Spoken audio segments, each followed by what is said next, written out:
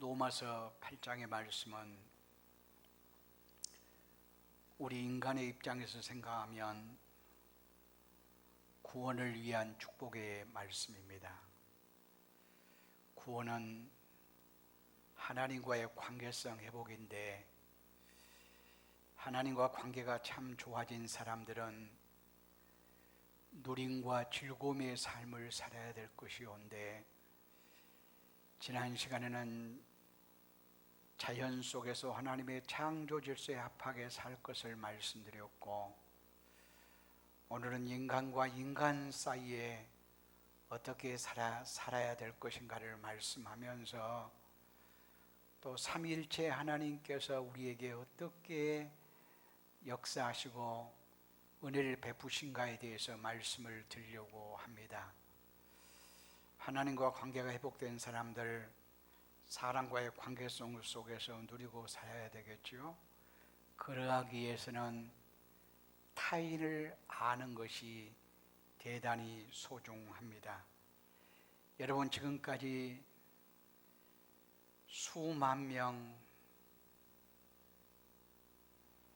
아주 수십만 명 사람들을 만났다고 말할 수가 있을 것입니다. 그 만난 사람들이 어떻던가요? 얼굴이 같은 사람이 있던가요? 얼굴이 다 달라요. 얼굴이 같은 사람은 쌍둥이도 같지를 않아요. 얼굴이 다 다르듯이 그에게 있는 재능도 은사도 다 다릅니다. 이 다름을 인정하고 이해하고 수용해야지. 다름을 인정하지 못하고 내가 중심이 되어져 버리면, 내가 기준이 되어지면 끊임없이 마찰과 분쟁과 사이가 나빠짐을 경험할 수밖에 없을 것입니다. 우리는 다 다르다. 이것을 받아들여야 됩니다. 그러면서도 공통점이 있습니다. 모든 인간 모두에게 똑같은 공통점이 있습니다. 그것은 뭐냐? 여러 가지로 말할 수 있겠지만, 제가 오늘 말하고자 하는 것은 공통점은 뭔가 하면 연약함입니다. 저 사람 무엇인가 대단한 것이 있네? 재능이 탁월하네? 은사도 특별한 은사가 있고, 뭔가 이것도 저것도 많은 것이 있네? 그런 사람도 동일하게 연약합니다.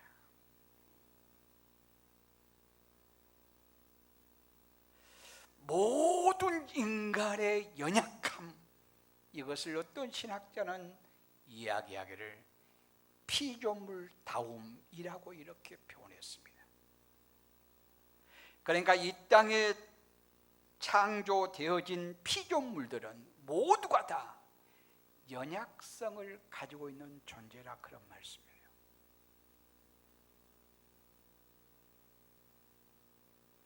아니, 저 사람 대단하지 않느냐? 공부를 많이 해서 탁월한 박사지 않느냐? 그런 사람일수록 오히려 다른 면에서는 무지한 것이 더 많아요. 더 연약한 부분이 많단 말이에요. 그래서 모든 인간이 연약하다, 이 사실을 인정해야 될 것입니다. 내가 연약하다라고 하는 것은 무슨 말이에요? 도움이 필요하다, 이런 의미의 말씀이기도 합니다. 인간이 얼마나 연약한 존재인지 넘쳐도 문제가 되어지고, 그런가 하면 모자라도 문제가 되기가 쉽습니다. 우리가 넘쳐도 문제없는 인간, 모자라도 문제없는 인간이 됐으면 얼마나 좋으련만 넘쳐도 모자라도 문제 있어요. 사람들이 넘치고 싶어 해요. 뭔가 대단한 것을 가지고 싶어 해요. 땀 흘려 수고해요. 그러나 그런 사람도 문제 있다 그 말이에요. 연약함이 있다 그 말이에요. 그래서 넘침과 모자람, 이것도 저것도 문제인데, 그래서 지혜자는 잠언 30장 8절 9절에 이렇게 기도해요. 하나님, 나 너무 부자 되지 않게 해주세요. 하나님, 나 너무 가난하지 않게 해주세요. 왜냐하면 부자가 되면 교만하고 하나님이 없다 할까 하오며, 너무나도 가난하면 남의 것을 훔치는 도적이 될까 두렵습니다. 그러니 나를 부자 되게도 마시고요, 가난하게도 마옵소서. 이것이 연약한 인간의 지혜로운 기도라고도 이렇게 말씀할 수 있을 것입니다. 인간의 연약함을 요즘 코로나19로 인해서 더 실감합니다. 코로나19 바이러스로 인해서 사람들이 얼마나 많이 죽어가는가요? 근데 어느 나라 사람들? 후진국 사람들보다는 선진국이라고 하는 말한 사람들, 후진국은 통계 자체도 제대로 되지 아니하겠지만 유럽이나 미국 선진국이다, 대단하다, 힘있다, 강하다, 이런 나라들 와르륵 바이러스 하나에 무너져 버리는, 이렇게 인간의 연약함을 보게 되어져요. 그런가 하면 개개인을 생각해도 정신적으로도요, 말 한마디의 칭찬 때문에 사람이 위로를 받고 힘을 얻는가 하면 말 한마디 때문에 상처받아서 밤잠을 이루지 못하고 설치면서 괴로워하고 근심하고 답답하는 사람이 인간의 마음이라, 이렇게 말씀할 수가 있을 것입니다. 그래서 인간이 얼마나 연약한가를 우리는 끊임없이 실감하고 인정하지 아니할 수가 없다 그 말이에요. 오늘 본문의 말씀 보면 26절에 이렇게 말씀하고 있습니다. 우리는 마땅히 기도할 바도 알지 못하나, 이렇게 말씀해요.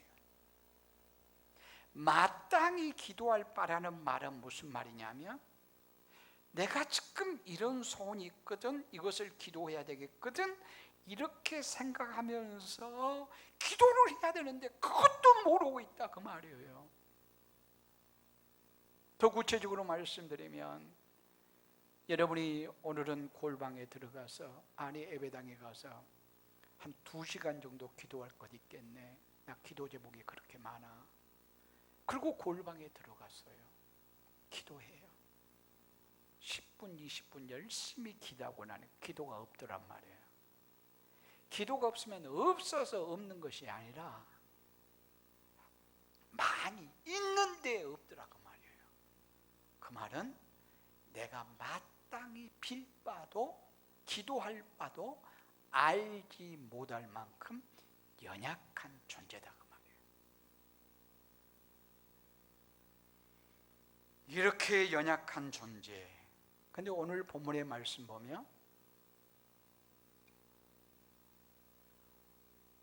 우리의 연약함을 도우시나니, 여기 연약함이 단수로 되어 있어요, 우리 성경에는. 근데 원래 성경에는 복수로 되어 있습니다.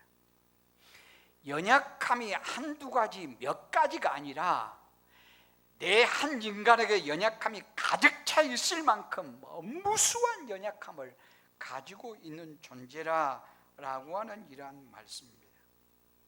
그런데 연약함 때문에 우리는 좌절하거나 괴로워하거나 낙심하거나 실망하거나 포기할 이유는 없습니다.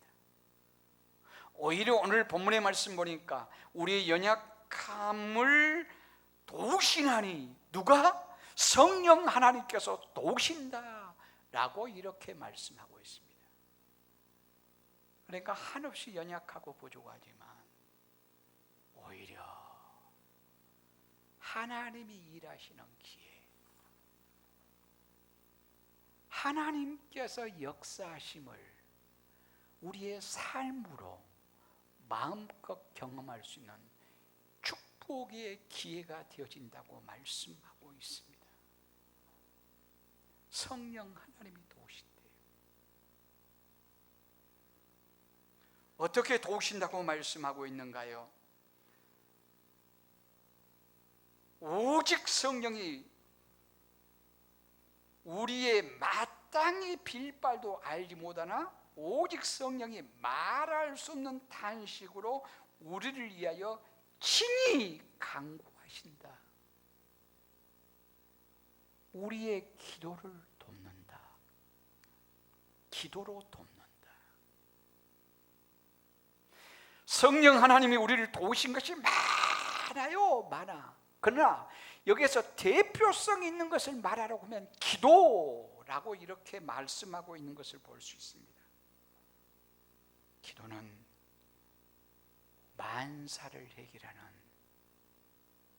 능력이기 때문이라고 말씀할 수가 있을 것입니다. 그런데 어떻게 해요? 말할 수 없는 탄식으로. 그러니까 성령께서 탄식을 하는 것은 우리가 죄를 지어서도 탄식하겠지만 오늘 본문의 말씀 보니까 우리가 마땅히 빌 바를 알지 못하는 이것으로 인해서 주님이 탄식하신다, 그런 말씀이에요.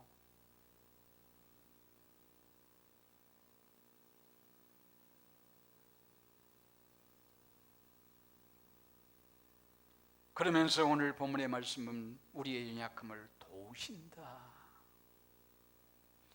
여기에 돕는다고 하는 시제는 현재형이에요.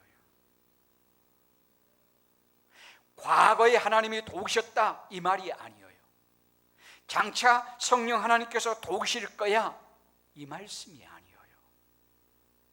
지금 현재 오늘 이 순간 성령이 도우신다 그 말이에요. 더 정확하게 말하면 우리 사람 입장에서 과거, 현재, 미래가 있지 하나님의 입장에서는 영원히 현재예요.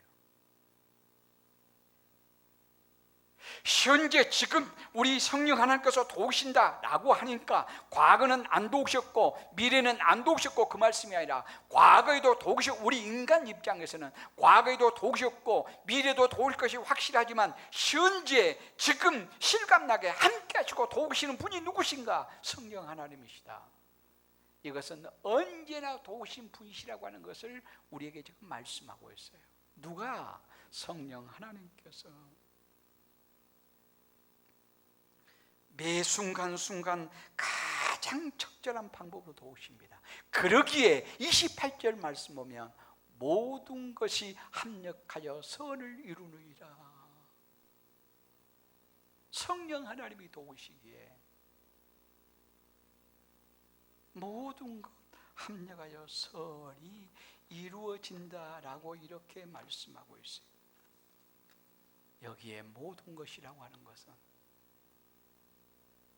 내가 원하고 바라고 소원하고 기뻐하고 좋아하는 것만이 아니라 이것은 내게 없어야 되는데 이것은 내게 필요 없는데 이것은 아닌데 내가 이건 바라지 않아 내게는 이것만은 아닌데 이런 것들까지 포함해서 합력해서 하나님은 선을 이루신다.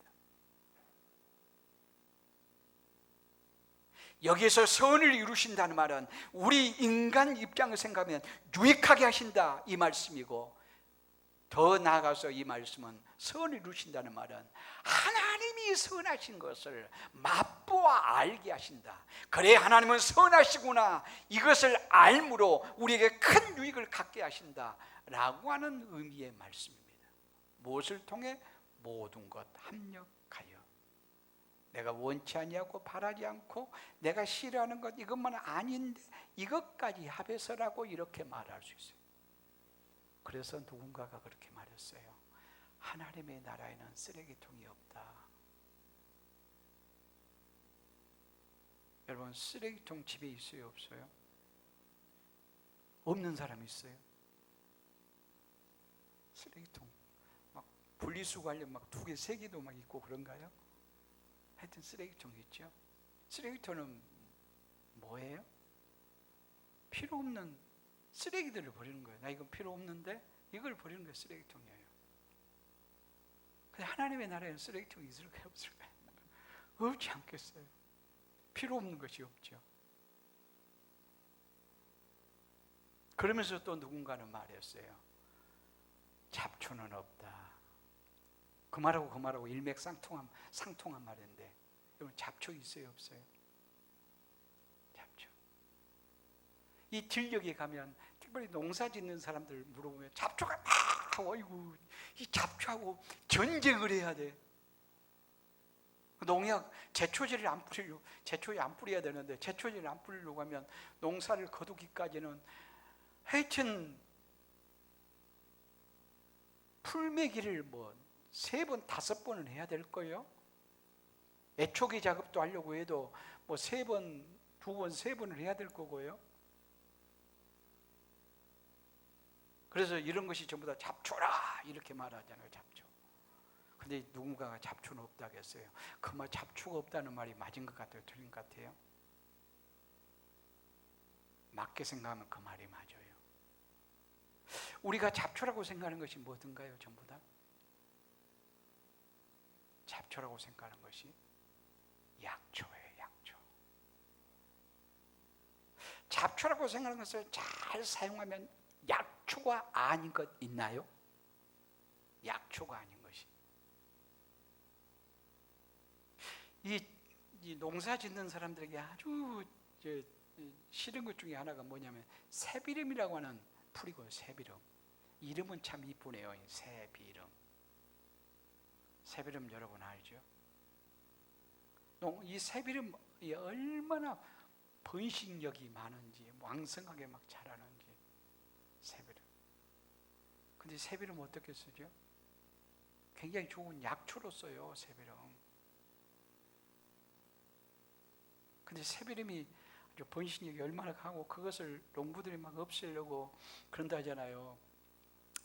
그 도로가에 막 새비름을 이렇게 해가지고 도로가에 던져놓으면 죽으라고 그렇게 하면 사람이 이제 받고 다녀요. 그러면 새비름이 뭐라 한다고요? 등 긁어주니까 참 좋다. 그리고 새비름을 이거 이래갖고 안 되겠네. 그래서 이 땀에다 올려놓으면 새비름이 뭐라 해요?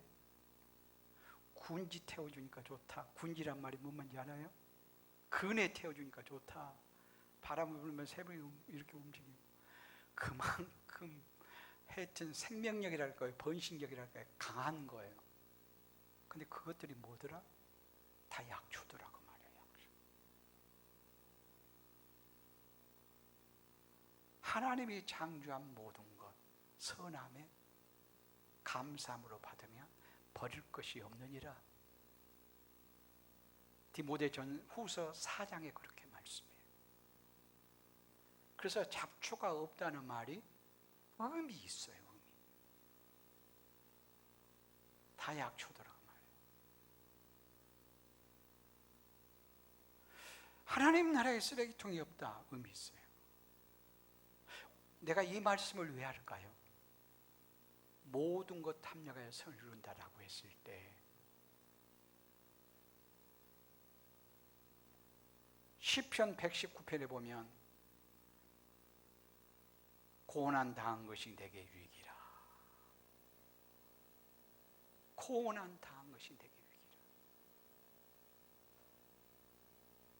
그러니까 우리가 살아가면서 이 세상에서 여러 가지 일들을 당하지만, 여러 가지 사건들을 만나지만, 좋은 것도 있고 이런 것도 있고 저런 것도 있지만, 그런 모든 것들이 합력하여 선이 되어진다, 유익해 되어진다, 이렇게 생각하면 감사가 있고 찬양이 있다라고 이렇게 말씀할 수가 있을 것입니다. 그러므로 우리에게 있어서 중요한 것은 어떠한 일을 만나고 어떠한 환경에 처하느냐, 이것이 중요한 것이 아니고 우리가 하나님을 사랑하며 사는가, 이것에 달려있다고 말씀할 수 있어요. 오늘 28절의 말씀이에요. 우리가 알거니와 하나님을 사랑하는 자, 그의 뜻대로 부르심을 입은 자들에게는 모든 것 합력하여 선을 이루느니라. 그러니까 어떤 처지, 어떤 환경, 무슨 일을 당하냐보다 훨씬 중요한 것은 내가 하나님을 사랑하는가, 이거예요. 내가 하나님을 사랑하는가. 하나님을 사랑하는 자에게는 모든 것 합력하여 유익이 있으니까요. 그러니까 문제가 될 수가 없어요. 우리에게 문제는 뭐냐? 하나님을 사랑하는 것. 칼빈의 기독교 강요가 책 한 권에 한 700페이지 정도 될까요? 4권으로 되어 있는데 거기에 첫 절에 이렇게 기록되어 있어요. 하나님을 아는 것과 나 자신을 아는 것, 이 질문에 대한 답을 하고 있어요. 하나님을 아는 것과 나 자신을 아는 것. 모든 것은 하나님을 아는 데서부터 출발해요. 또 나를 알아야 되겠죠. 나를 가장 잘 아는 비법이 어떻게 있을까요? 나를 가장 바르게 안다. 이것은 칼빈은 그렇게 말해요. 나를 가장 바르게 잘 아는 것은 하나님을 아는 데 있다. 결국 이 말은 하나님을 아는 것과 나를 아는 것은 비례한다. 내가 얼마만큼 하나님을 아는가, 하나님을 정확하게 바르게 알 때 나 자신을 바르게 정확하게 알 수 있다. 하나님 모르면 나 자신을 아는 것은 불가능하다, 이런 의미의 말씀이에요.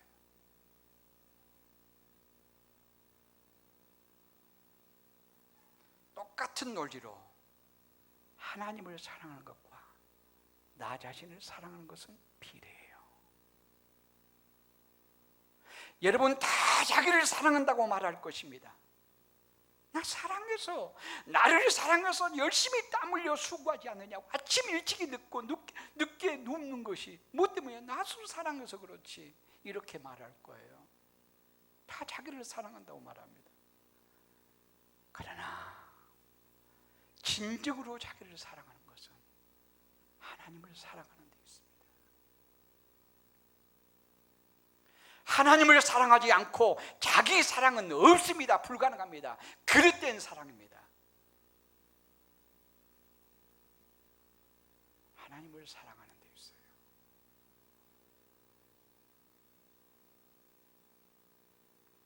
하나님 없이, 하나님 사랑 없이, 나 사랑해서 내가 열심히 땀 흘려 수고하고 그 다음에 술집에 가고 2차 가고 3차 가고 쾌락을 즐기고, 이것이 자기 사랑이라고 말해요.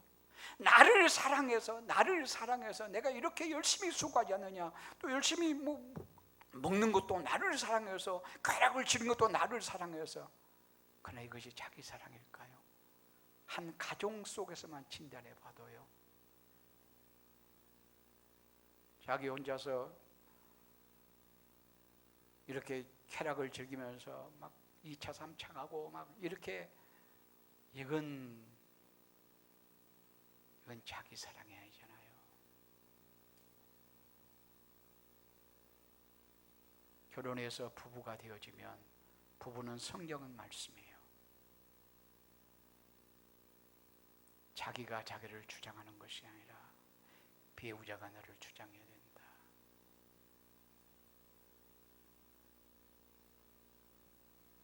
그러니까 자기 마음대로 살고 싶으면 결혼하면 안 돼요. 결혼하면 안 되는 거예요. 배우자 마음대로 살고 싶어서 결혼해야 돼요. 자기 마음대로 사는 것은 죄예요. 부부 사이에서 자기가 자기 몸을 주장하면 안 된다. 배우자가 주장해야지. 그런데 배우자는 가슴앓이를 하고 있고 괴로워하고 답답해하고 힘들어하고 있는데 2차, 3차 자기 혼자 쾌락을 즐기는, 이건 자기 사랑 아니잖아요.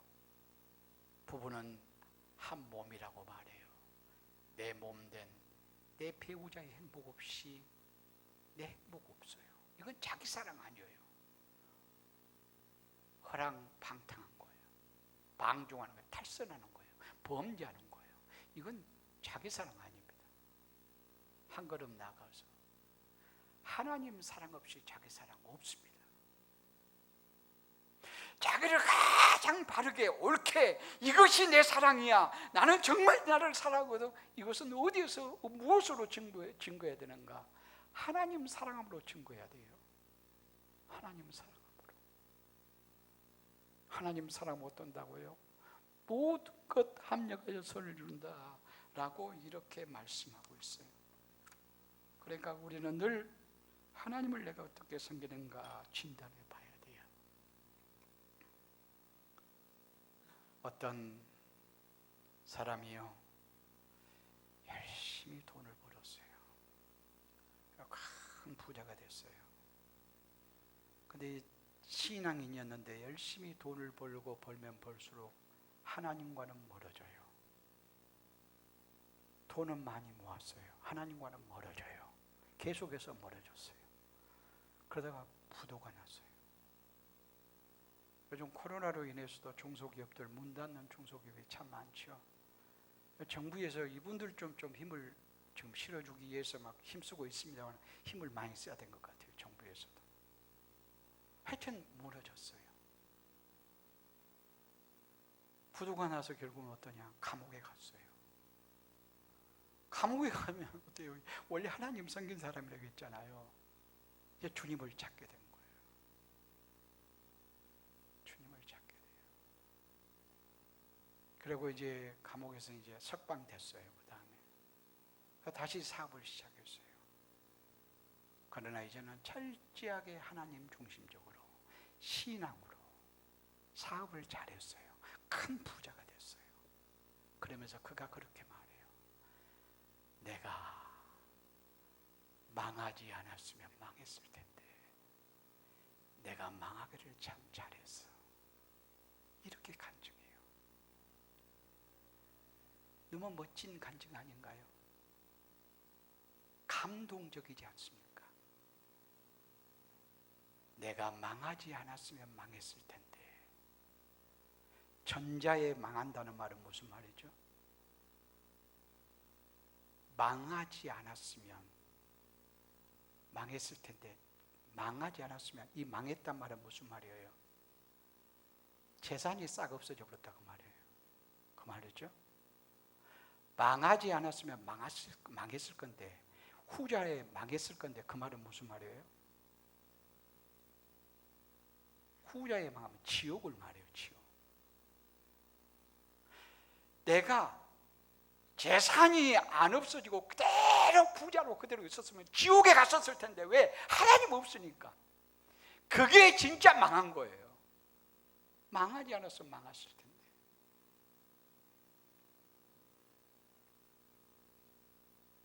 그러니까 망한 것은 뭐예요?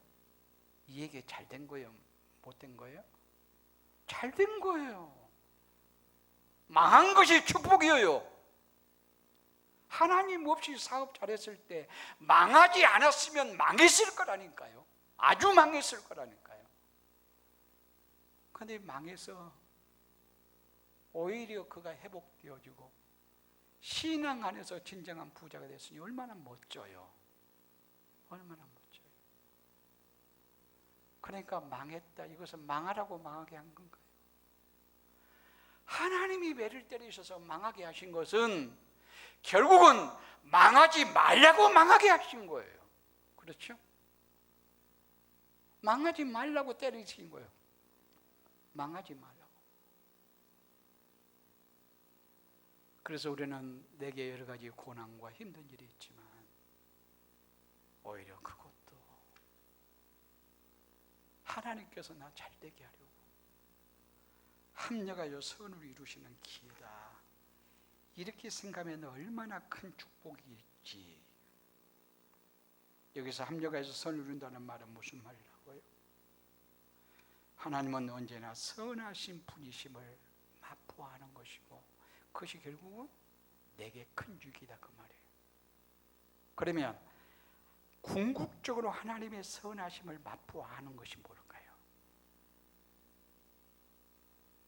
하나님이 내게 정말 유익하게 하시네, 그것이 뭘까요?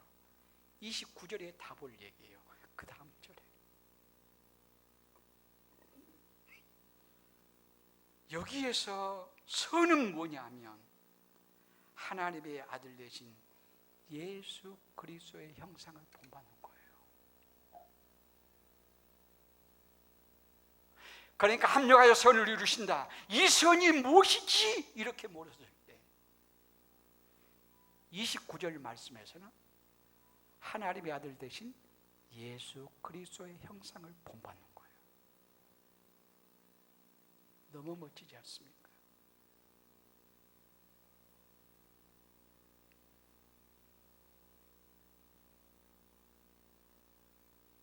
그러니까 내가 만나는 모든 일, 만나는 모든 사건들을 통해서 여러 가지의 힘들고 어려운 일들까지 모두 다 종합적으로 통해서 나의 마음의 생각과 내 입술의 말과 내 삶의 행동들이 예수를 닮아가는 기회가 되어진단 말이에요. 예수님을 닮아갈 수 있다면 이게 가장 하나님의 선하심을 맛보아하는 것이고, 내가 예수를 닮아간다면 내게 가장 축복스럽고 유익한 일이라, 이렇게 말씀할 수가 있어요. 예수를 닮는다고 하면 아주 희한하고 신비하고 아주 기적적이고 놀랍고 사람들이 행하지 못하는, 사람 위에서 깜짝깜짝 놀랄 만한 그런 일이 내게 있어야 예수 닮는다고 생각하면 이건 착각이에요. 예수님 닮는 것은 겟세마네 동산에서 십자가에서의 예수님을 보아야 돼요.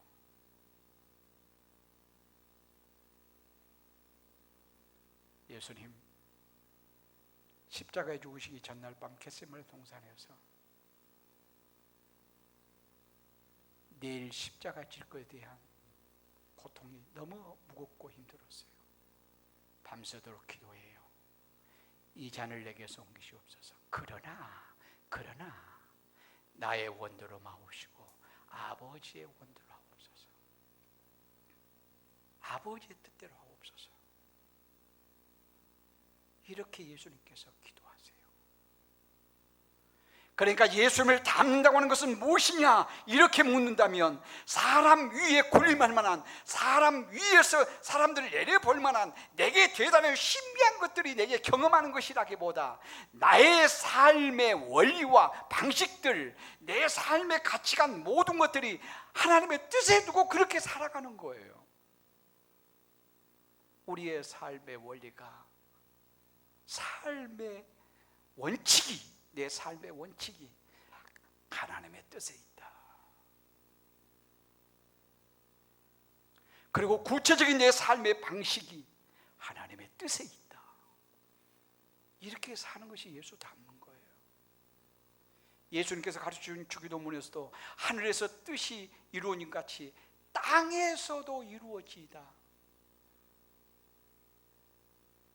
이것은 하나님 하면 그 안에 하나님의 뜻이 다 담겨 있어요. 그 하나님의 뜻이 나를 통해서 이 역사선상에서, 이 세상 속에서 나의 삶을 통해서 구체적으로 이루어지길 원합니다. 이리 하면 하나님의 나라가 되는 거예요. 이것이 우리의 비전이 돼야 돼요. 이것이 우리의 꿈이 돼야 된다고 말해요.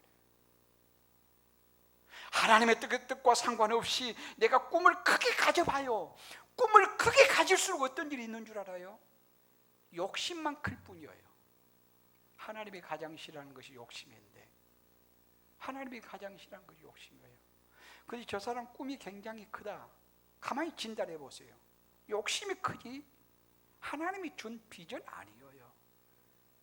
하나님이 준 비전은 뭐냐? 우리 모두에게 하나님의 뜻을 이루는 거예요. 그래서 오늘 28절의 말씀이에요. 28절에 그의 뜻대로 부르심을 입은 자들에게 모든 것 탐려하여서 누린다. 하나님의 뜻대로 부르심을 입은 자들이라. 우리가 어떻게 부르심을 입었다? 하나님의 뜻대로 부르심을 입었다 그 말이에요. 그러면 뜻대로 살아야죠. 27절에 성령께서 어떻게 기도한다고요? 27절에 이렇게 말해요. 성령이 하나님의 뜻대로 성도를 위하여 간구하심이라. 성령이 우리를 위해서 기도할 때도 단순하게 우리의 욕심 채우려고 기도하신 것이 아니라 하나님의 뜻 이루어지기를 위해서. 성령 하나님의 기도는 100사람, 1000사람이 나를 위해서 기도한 것보다 더 큰 힘이고 능력이에요. 사람들이 나를 위해서 기도하는 것도 내게 축복이죠. 여러분을 위해서 누군가가 기도해 준다고 생각해 보세요. 많은 사람이 기도한다면, 성수한 사람이 기도한다면 좋겠지요. 그런데 그보다 더 탁월한 분이 누구신가? 성령 하나님이세요. 왜요? 사람들은 나를, 내 필요를 정확하게 몰라요. 그냥 기도하죠. 그러나 성령 하나님은 인간의 연약함을 정확하게 안단 말이에요. 인간의 연약함을 안단 말이에요. 필요를 모두 다 정확하게 아신다 그 말이에요. 이분이 성령 하나님이세요. 근데 이분이 또 어떠신다?